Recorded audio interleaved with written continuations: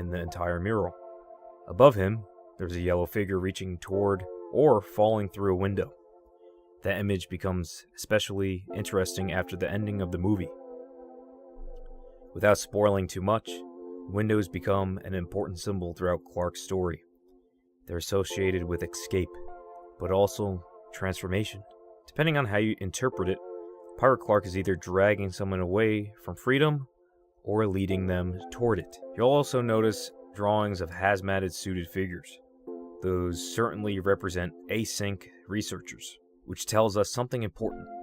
Whoever painted this mural has seen them before. That means the artist has spent a significant amount of time exploring the complex, not just wandering through it once. One detail that fascinated me is the calendar in the bottom corner. It seems insignificant, until you remember that time behaves strangely inside the back rooms. Several fans believe the calendar represents Clark trying to track time as it slowly stops making sense. There's another phrase nearby that reads, "Here and now is a two-way street." If that's referring to the moving between our world and the back rooms, then Clark is realizing something terrifying. Crossing between those worlds doesn't change your location, it changes your perception of reality. Then there's Cathedral labeled Unrealized. The movie never explains this directly.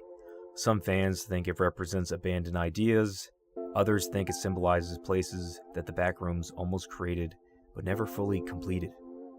Either way, it fits one of the movie's biggest themes.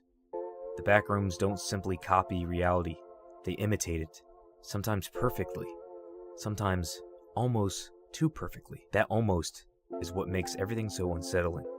When you step back and look at the mural as a whole, I don't think it's meant to be solved like a puzzle.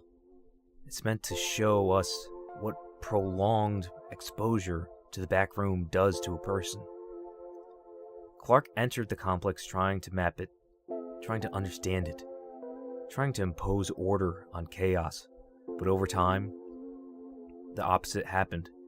The complex started rewriting him. His memories became unreliable. His identity became uncertain. Eventually, he couldn't even trust his own handwriting. And I think that's why this mural is so effective. It's not a map of the backrooms. It's a map of Clark's mind after backrooms got to him. And maybe that's the scariest idea in this entire movie. Because the greatest threat inside the backrooms isn't getting lost.